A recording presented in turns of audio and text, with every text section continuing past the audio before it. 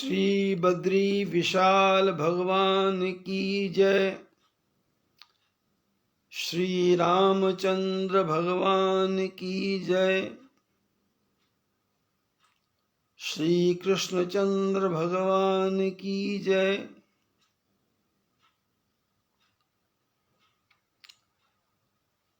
अयोध्या के राज्यसभा में वशिष्ठ महाराज भरत जी को समझा रहे हैं कि इस संसार में किसके बारे में सोचना चाहिए और किसके बारे में नहीं सोचना चाहिए।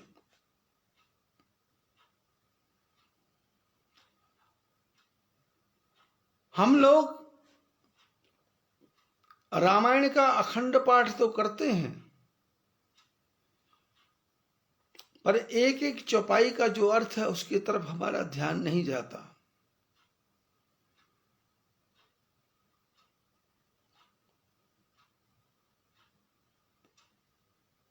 एक एक चौपाई की एक एक अर्धाली में ज्ञान कूट कूट के भरा हुआ है।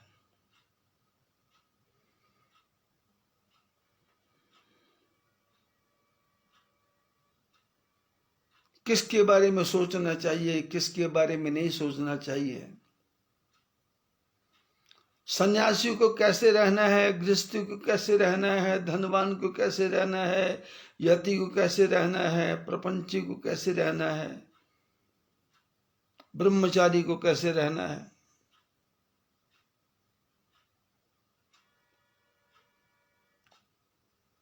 वशिष्ठ महाराज भरत को समझा रहे हैं कि इनके बारे में सोचना चाहिए, लेकिन सोच लिए नहीं कौशल राव। दशरथ महाराज सोचनी, कौशल राव सोचनी नहीं है।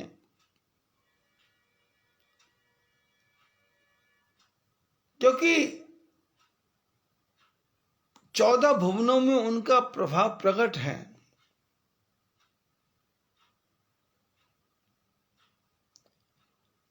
तुम्हारे पिता जैसा इस संसार में न है, ना कोई था, ना कोई होने वाला है।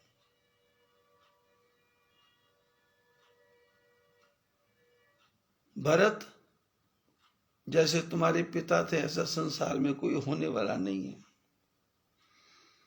विधि हरि हर सुरपति दिशनाथ, वर्ण ही सब दशरथ गुण गाथा। बोले तुम्हारे पिता दशरथ के गुणों का गान ब्रह्मा विष्णु महेश शंकर सारे देवी देवता करते हैं।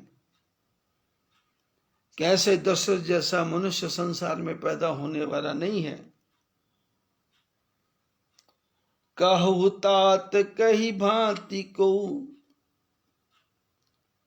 करही बड़ाई तास, राम लखन तुम शत्रुहन सरिस सुवन सुचि जासु। वशिष्ठ महाराज ने कहा, अरे भरत, तेरे पिताजी की बड़ाई क्यों नहीं होगी,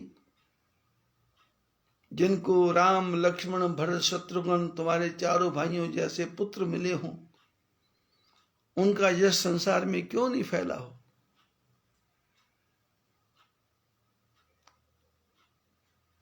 वशिष्ठ महाराज कुलगुरु हैं। अब भरत जी को समझाना है तो ज्ञान की दृष्टि से भी समझा रहे हैं, विज्ञान की दृष्टि से भी समझा रहे हैं, वेद की दृष्टि से समझा रहे हैं, लौकिक दृष्टि से समझा रहे हैं, और भरत की बड़ाई करके भी समझा रहे हैं।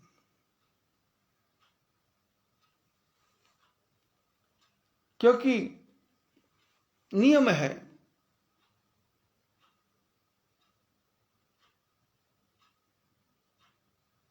करब साधु मत लोक मत नृप निगम निचोरी।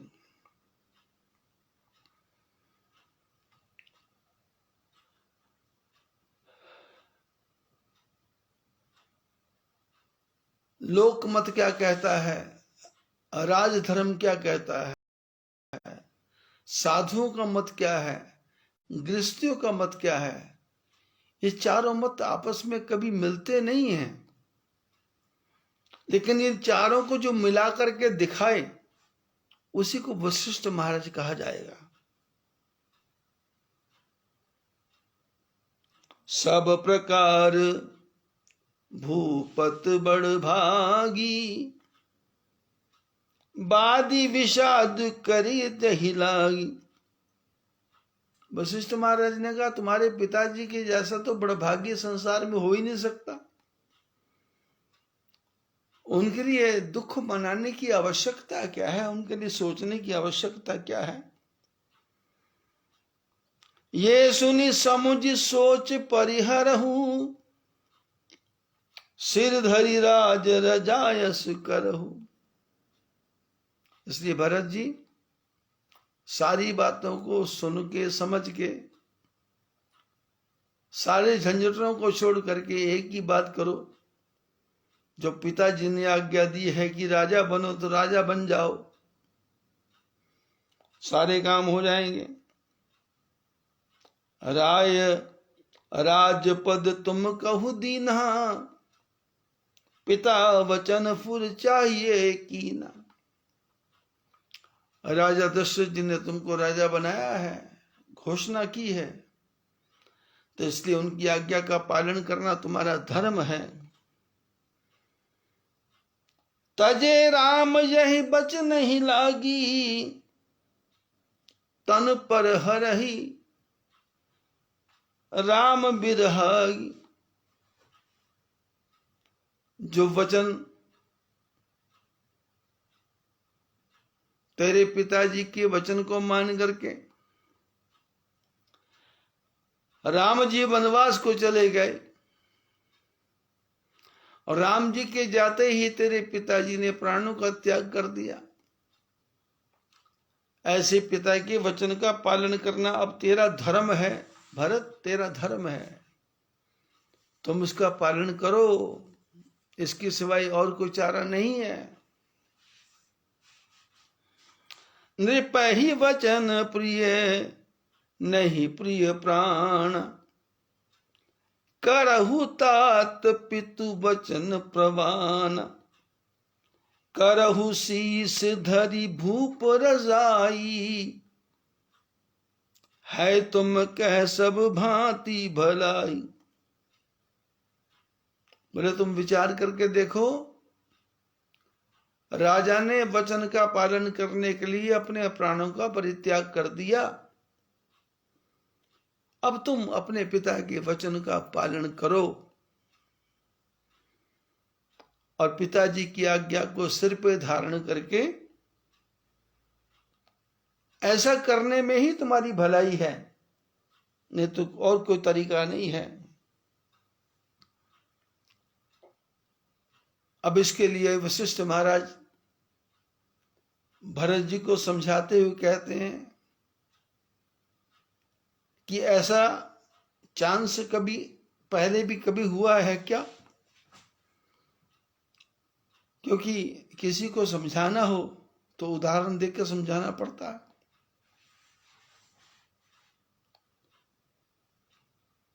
कभी धर्म संकट कभी पड़ा क्या?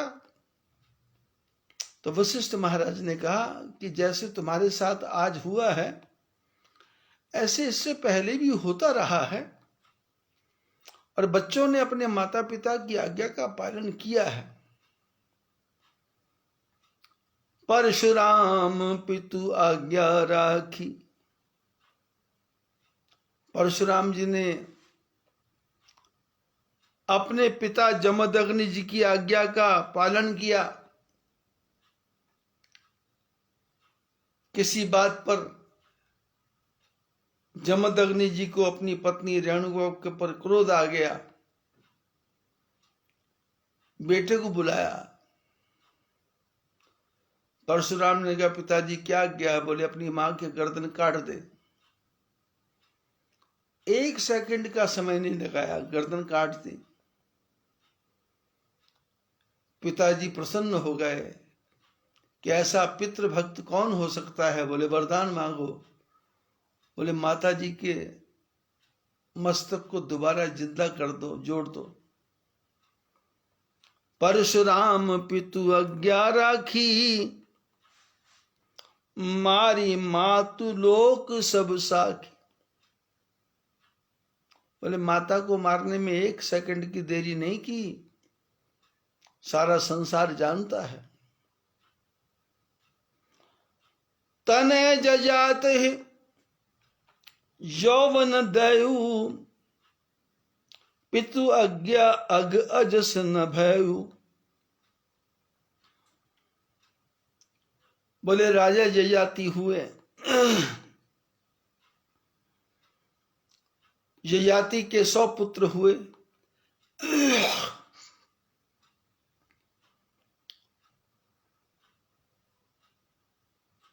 लेकिन ययाति को वरदान था ब्रह्मा जी से कि जब मौत का समय आएगा तो ब्रह्मा जी आके बता देंगे, तो मौत की तैयारी कर लेना।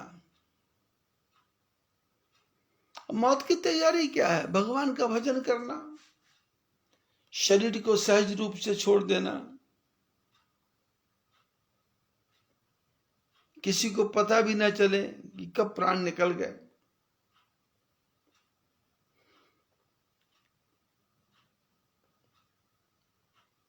ब्रह्मा जी ने ययाति को वरदान दे रखा था, जब मृत्यु आएगी तो मैं आपको बताऊंगा। और वशिष्ठ महाराज समझा रहे हैं कि भरत, तुम्हारे वंश में ययाति ऋषि हुए हैं, ययाति राजा।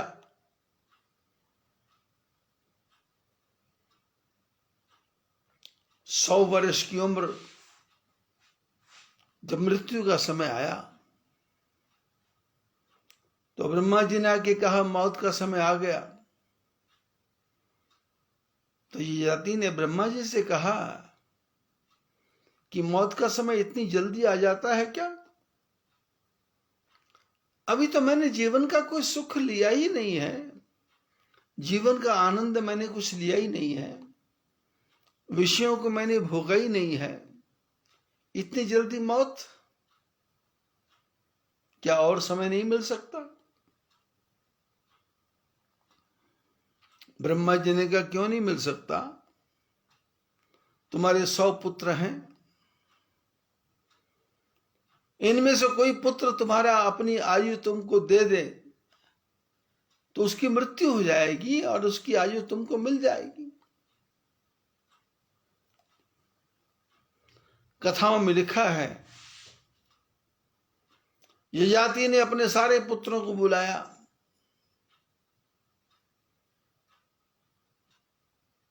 कि मैंने तुमको पढ़ाया लिखाया पोषण किया, सब कुछ किया, लेकिन मैं चाहता हूं तुम्हारे में से कोई एक अपने प्राणों का त्याग कर दे और अपनी जिंदगी मेरे को दे दे, तो मैं जीवन का सुख और ले लूं। तो सब जितने बच्चे थे वो कहते हम भी तो आनंद लेना चाहते, हम भी आनंद लेना चाहते, हम भी आनंद लेना चाहते। और कथा में लिखा है, महापुरुष कहते हैं एक 5 साल का बच्चा जो सबसे छोटा था, ययाति ने उसको बुलाया, गोद में बिठाया, बहुत प्यार किया।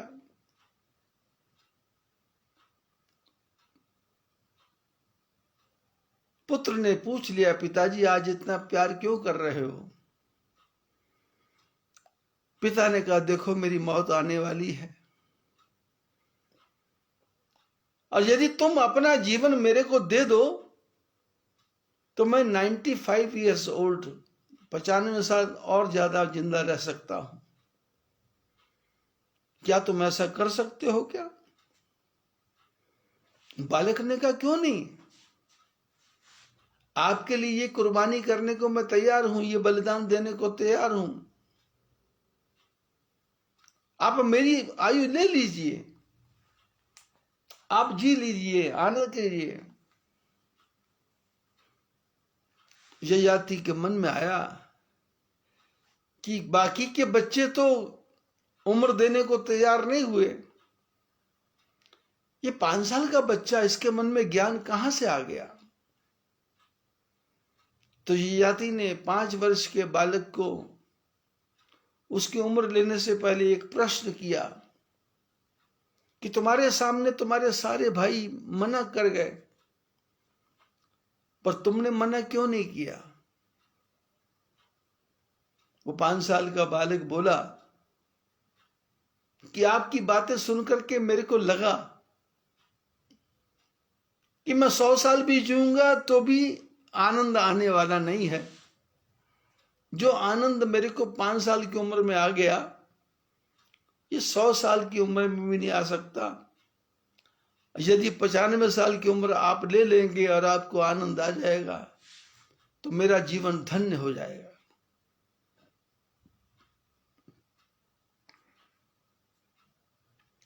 ये जाति की समझ में आया हो या ना आया हो, आपकी समझ में आया हो या ना आया हो, मेरे समझाने में कोई कमी रह गई हो, ऐसा हो सकता है।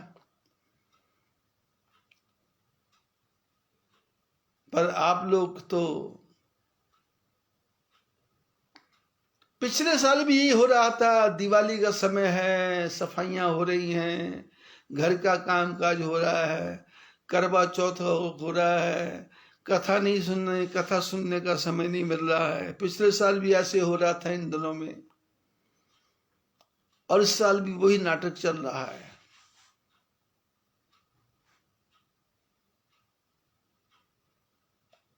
बेटे की शादी है, मकान का उद्घाटन करना है,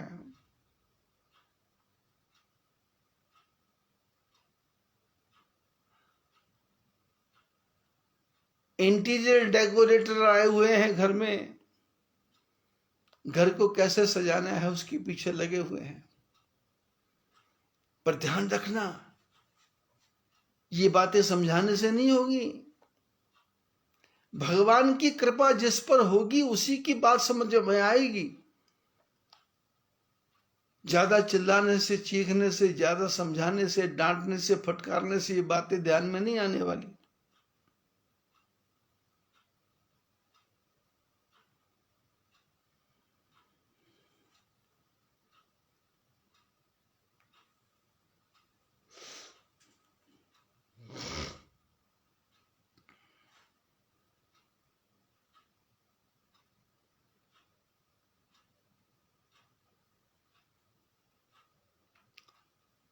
वशिष्ठ महाराज भरत को समझा रहे हैं कि ययाति को उसके बेटों ने अपना जीवन दे दिया,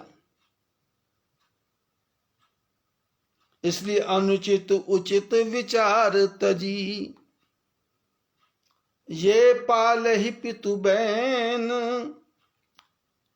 ते भाजन जीवन, ते भाजन सुख सुजस के, बस ही अमर पतियन। बोले ऐसा बड़े बड़े ऋषि मुनियों की कथाएं तुमने ध्यान से सुन ली, इसलिए इस समय अनुचित उचित का विचार छोड़ करके पिताजी की आज्ञा का पालन करो, और जो पिताजी की आज्ञा का पालन करोगे तो तुमको स्वर्ग का सुख मिलेगा, स्वर्ग का सुख मिलेगा। अवसि नरेश वचन फुर करहु, पालहु प्रजा शोक परिहरहु। इसलिए अब तो तुमको पिताजी के वचनों का पालन करना ही चाहिए। प्रजा का पालन करो, शोक का त्याग करो, स्वरूप नृप पाए परितोषु, तुम कह सुकृत सुजस नहीं दोष। जब तुम राजा बन जाओगे तो राजा दशरथ स्वर्ग में बैठ करके शांति का अनुभव करेंगे और तुमको पुण्य मिलेगा। तुम्हारा अपयश संसार में कहीं भी नहीं होगा, चिंता मत करो। वेद विदित सम्यत सब ही का, यही पितु दे सो पावै टीका। करहु राज परिहरहु गलानी, मानहु मोर वचन हित जानी। वशिष्ठ महाराज समझा रहे हैं भरत को कि वेदों में जैसे कहा गया है और सबकी जिसमें सम्मति है, और पिता की आज्ञा है कि तुमको राज तिलक हो जाए, तुम राजा, तुम राज्य करो और मन में गलानी करने की कोई आवश्यकता नहीं है। और मेरी आज्ञा भी है, मेरे वचन का मानो, और मन में किसी प्रकार की गलानी करने की कोई आवश्यकता नहीं, तुम्हारा हित है इसमें। सुन सुख लहब राम बैदेही, अनुचित कहब न पंडित के ही। जब इस बात की सूचना जंगल में राम लक्ष्मण जानकी जी को मिलेगी तो उनको भी अच्छा लगेगा, और तुम राजा बन जाओगे तो कोई भी तुम्हारा विरोध नहीं करेगा। सब ब्राह्मण लोग इसमें, सबको समाधान होगा। इसलिए तुम मेरा कहना मानो। कौशल्यादि सकल महतारी, तेऊ प्रजा सुख हो ही सुखारी। और तुम राजा बन जाओगे तो ये मत सोचना कि तेरी माता कैकेयी को सुख मिलेगा, कौशल्या माता को भी सुख मिलेगा, और अयोध्या के लोगों को भी तो क्या परेशानी है, उनको तो सुख मिलना ही मिलना है। इसलिए तुम राजा बनो। परम तुम्हार राम कर जानही, सो सब विधि तुम सन भल मानही। सौंपहु राज राम के आए, सेवा करे सुनेह सुहाए। तुम राजा बन जाओगे, राम जी को अच्छा लगेगा, और 14 वर्ष तक अयोध्या में राज्य करो। अब जब 14 वर्ष के बाद में राम जी वापस आ जाएं, तो ये राजगद्दी राम जी को सौंप करके जैसा उनकी आज्ञा हो उसके अनुसार, उसके बाद तुम फिर कर लेना, जो कुछ करना हो कर लेना। कीजिए गुरु आयसु अवसी, कहसी सचिव कर जोर। रघुपति आए उचित जस, तस तब करब बहोर। मंत्री सुमंत्र जी ने भी कहा कि देखो गुरुदेव जी की आज्ञा है, इनकी आज्ञा का पालन करो और तुम राजा बन जाओ। जब राम जी वापस आ जाएं तो उस समय जैसा भी उस समय जो कर्म होगा वैसा तुम कर लेना। उस समय जो भी तुमको उचित लगे वैसा करना। कौशल्या धरी धीरज कही, पूत पथ्य गुरु आयसु अहई। कौशल्या ने हृदय में धैर्य धारण करके कहा, भरत, जो गुरुदेव जो रास्ता बता रहे हैं उस रास्ते पे चलना चाहिए तुम्हारे को। सो आदरई करी हित मानी, तजिए विषाद काल गति जानी।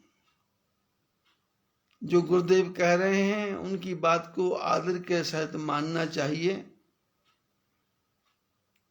क्योंकि काल की गति बड़ी विषाद वाली है, काल की गति बड़ी विस्तार, बड़ी टेढ़ी मेढ़ी है। काल को जीता नहीं जा सकता। हम सब के ऊपर 7.5 आई हुई है। इसलिए तजिए विषाद काल गति जानी, विषाद को छोड़ करके काल की गति को जान करके अपने मन को उसके अनुसार ढालना चाहिए। बन रघुपति सुरपति नर नाहु, तुम यही भांति तात कदराहु। परिजन प्रजा सचिव सब अंबा, तुम है ही सुत सब कह अवलंबा। राम जी वनवास में है, पिता स्वर्ग में है, और तुम इस प्रकार से टेढ़ी मेढ़ी बातें कर रहे हो। इस समय जितने भी लोग हैं उन सबको तुम्हारा सहारा है, जितनी प्रजा है उन सबको तुम्हारा सहारा है।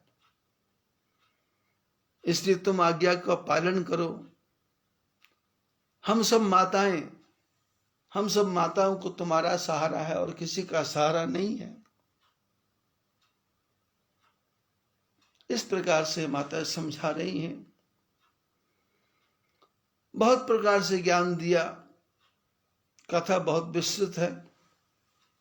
आज बस इतना ही, बाकी फिर। शंकर भगवान की जय।